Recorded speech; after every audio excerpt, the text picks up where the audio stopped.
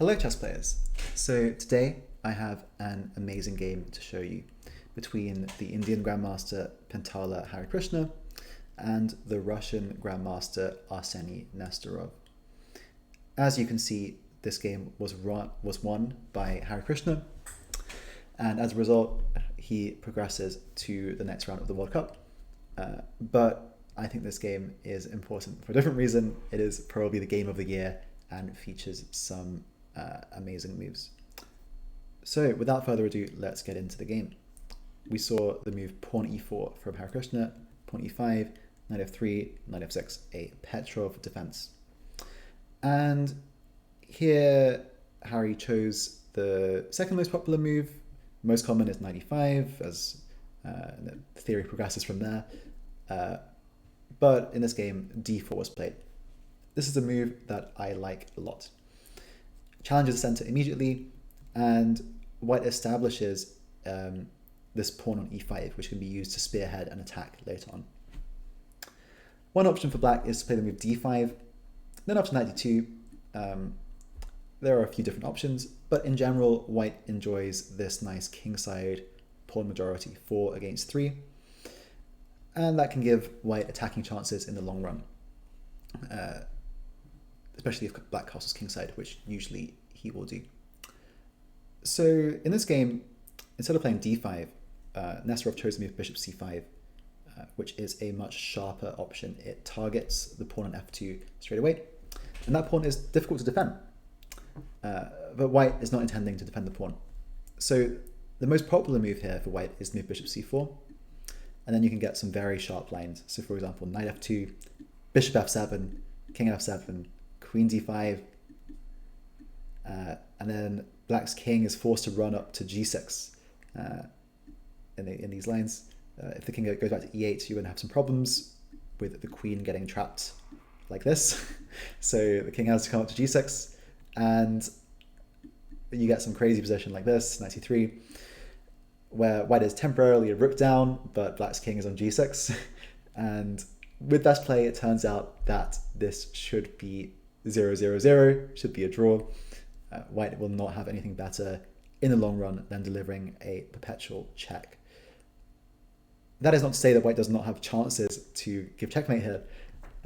White does win games from this position, but if black knows exactly what he's doing, then black will be able to survive.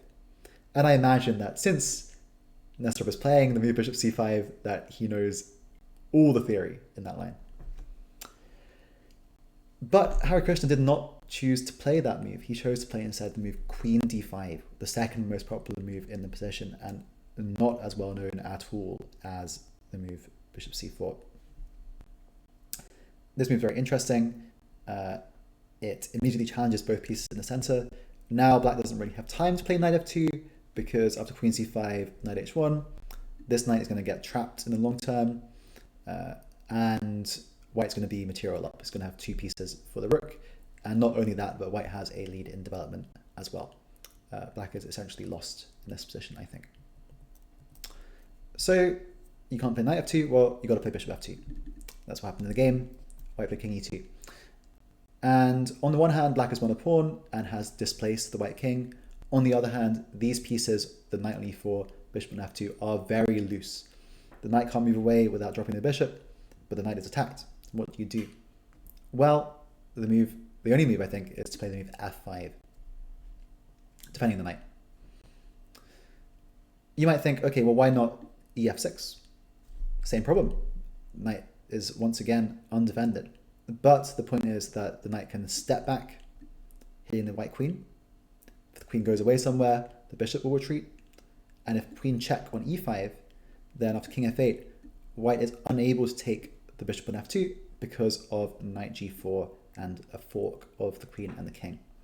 So tactically, the point is that this just about holds things together for black, this move f5.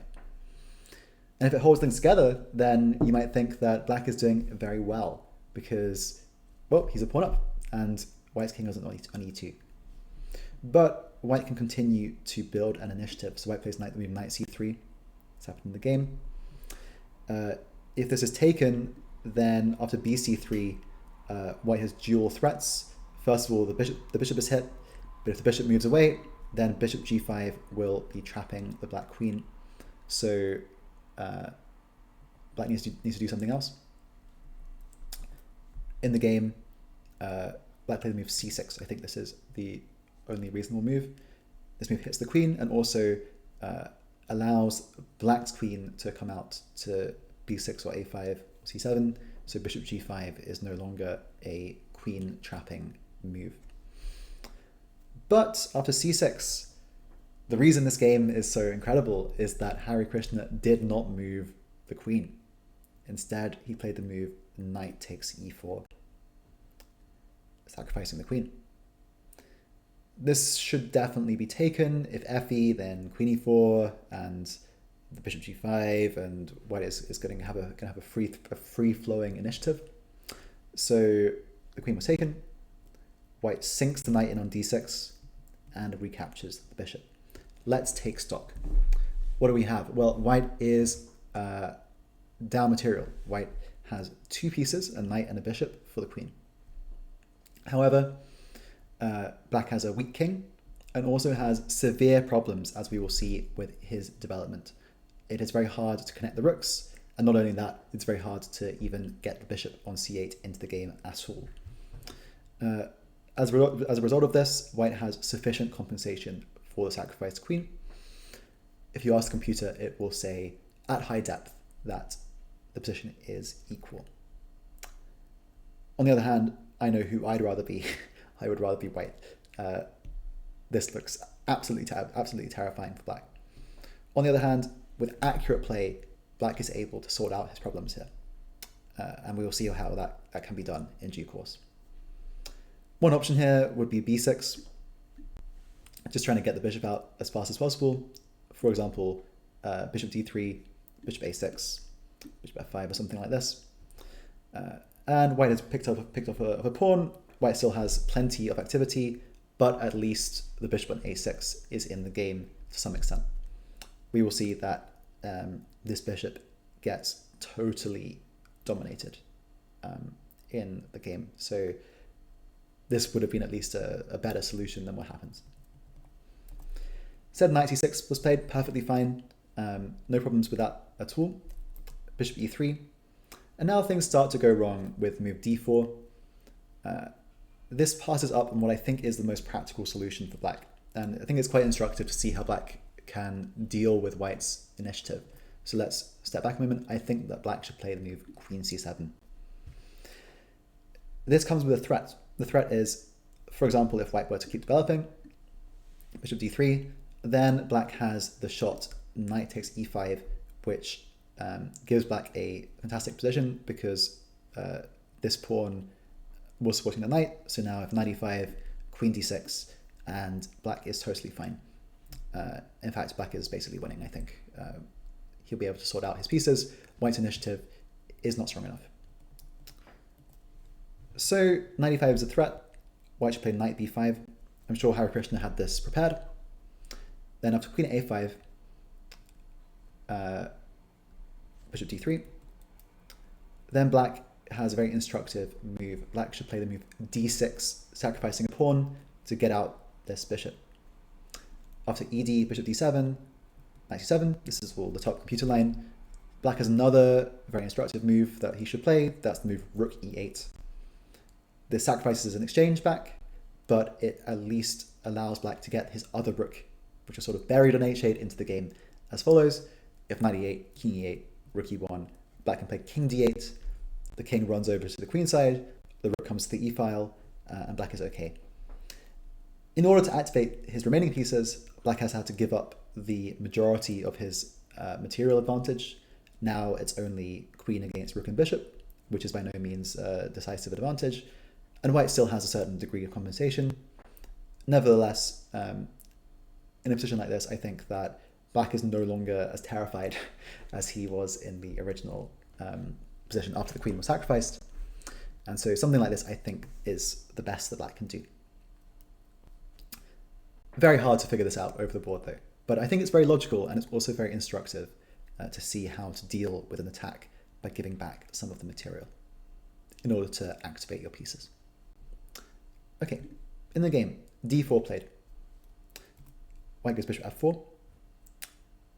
Provoking d4 serves to block the diagonal towards the white king, which is quite useful, as we'll see.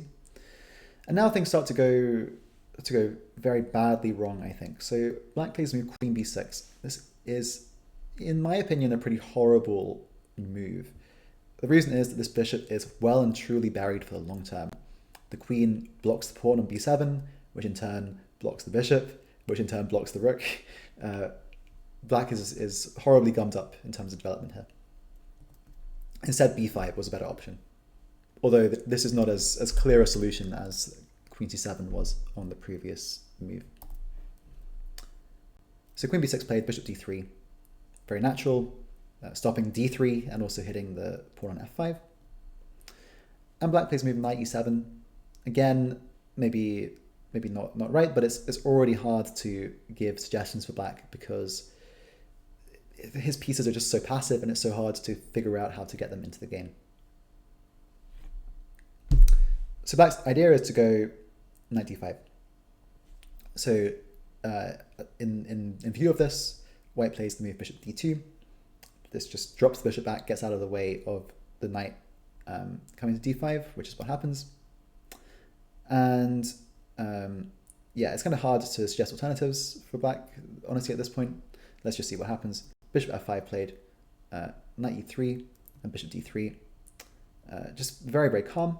So black has at least managed to get the knight to e3, a nice octopus knight. But just the queen and the knight in the game is not enough, because all of white's pieces are about to get in to the party, and rook, bishop, all still sleeping. Black has not solved those problems yet. He tries to do so now by playing the move king e7. This at least prepares to bring the rook into the game. But it's a bit too slow. So white plays rook e1 and rook f8. Again, not the best move. Black had to play h6 for reasons that we'll soon see. Bishop landing on g5 is an extremely big problem for black later down the line, and that needed to be prevented. But rook f8 does look very natural. It at least gets the rook into the game. But unfortunately now white uncorks the exchange sacrifice. Rook takes e3, d e3, bishop e3, and yeah, this is pretty terminal. The bishop hits the queen, and if the queen moves, then we have a mating attack. For example, if queen b2, then bishop g5 check comes, and black is in dire trouble. If king e6, then bishop c4 is just mate, so that doesn't work. And if rook f6, which is the other legal move, then the very cool move rook e1 will come. Queen b6 doesn't help, just king f1, and there's too much going on. ef6 is coming. Yeah, all of white's pieces in the game.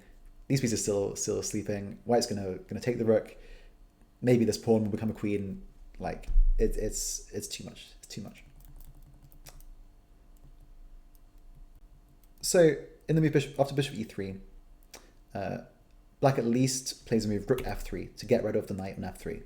Up king f3, then takes on b2. Why is this different? Well, it's different because now the pawn on e5 is undefended. So in the line that we just saw, bishop g5, king e6, before with a knight on f3, bishop c4 was just mate. But here, at least after bishop c4, white can take on e5. Sorry, black can take on e5. I say black can take on e5. You know, this is still dead loss for black. After the very cool move rook d1, this king is getting caught in the middle. For example, queen c3 check, king g4 x-slam, and there's basically unstoppable mate threats. For example, just to see the threat, if black plays a6, then knight f7 check, king e4, and bishop d5 is a nice mate.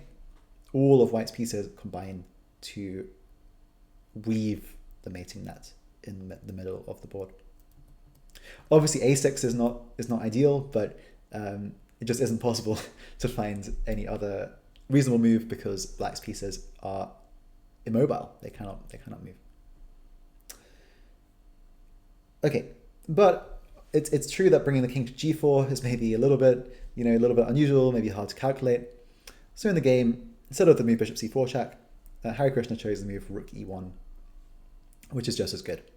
This holds the pawn on e5 and threatens bishop c4 mate. It's a pretty good move.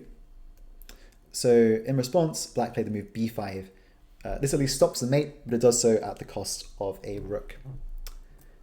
The only way to try to avoid mate while keeping the material would be to play the move king d5.